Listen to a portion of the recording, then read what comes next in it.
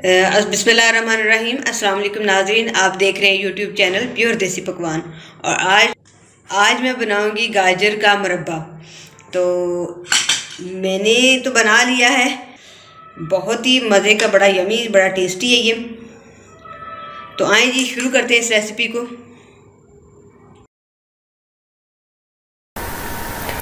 तो जी नाज़रीन, इसके लिए हमें चाहिए 2 किलोग्राम गाजरें और आधा किलो चीनी चाहिए उसके लिए हमें। तो हम इसी बर्तन में गाजरें ऐड करते हैं और इसी के ऊपर हम चीनी ऐड करके इसके ऊपर ढक्कन देके इसे रख देंगे।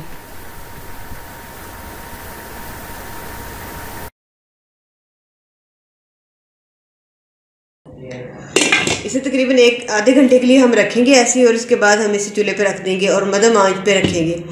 तो जी वेट करते हैं आधे घंटे का। तो जी नाज़रीन, अब तकरीबन आधा घंटा हो गया और हम इसे चूल्हे पे रखते हैं। चूल्हे को ऑन करते हैं और आंच को बहुत हल्की आंच पे इसे रखेंगे, ठीक है। और ये थोड़ी देर के बाद वापस आते हैं।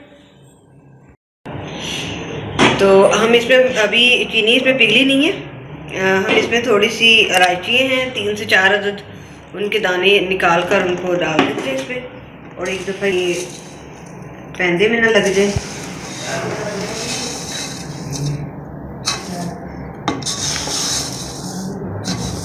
जब तक आपकी चीनी पिघल नहीं जाती, आपने इसे मीडियम से लो फ्लेम पे पकाना है।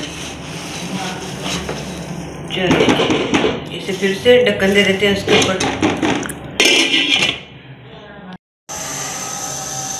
तो जी नाज़रीन, देखिए चीनी बिल्कुल पिघल चुकी है और काफ़ी इसमें पानी बन चुका है, गाजरों का भी और चीनी का भी मिक्स हो गया। अब इसको पकाएंगे और चूल्हे को थोड़ा तेज़ कर लेंगे।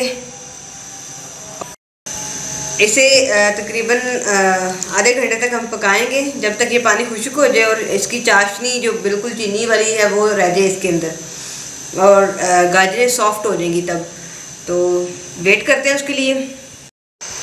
जी नाज़रीन, देखिए काफ़ी हद तक पानी खुश्क हो चुका है गाजरों के अंदर से। अभी भी थोड़ा सा इनमें अभी कच्ची लगी है मुझे, मैंने इनको चेक किया है। तो इन्हें तकरीबन 5 से 6 मिनट तक और मज़ीद पकाएंगे। आंच को थोड़ा धीमा कर दिया मैंने, क्योंकि अब काफ़ी थिक हो चुकी है चाशनी इसके अंदर। तो इसे 5-6 मिनट के बाद हम दोबारा वापस आते हैं। तो जी नाज़रीन, मैंने 5 मिनट का मज़ीद इसे पकाया और देखें ये तकरीबन तैयार हो चुकी है। तो अब हम इसे निकाल लेते हैं, डिश आउट कर लेते हैं इसे। चूल्हा मैंने बंद कर दिया।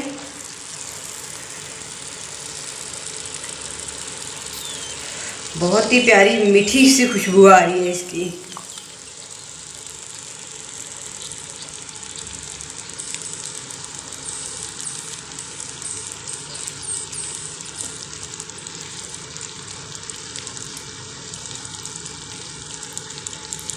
तो जी नाज़रीन, बहुत ही मज़े की यमी सी गाजरों का मुरब्बा हमने बना लिया। तो आप इसे अपने पास ज़रूर ट्राई कीजिएगा। इसके ऊपर थोड़ा सा मैं पिस्ता वगैरह डाल देती हूँ, ताकि बादाम और पिस्ता कटे हुए हैं। तो आप भी इसके अलावा कोई भी और चीज़ डालना चाहें तो डाल सकते हैं। और ऐसा करें कि आप इसे बनाइएगा और इसे कमेंट बॉक्स में बताइएगा कैसी बनी आपके पास। और अपना बहुत सारा ख्याल रखिएगा और अपने इस चैनल का भी दुआओं में याद रखिएगा। अल्लाह हाफिज़।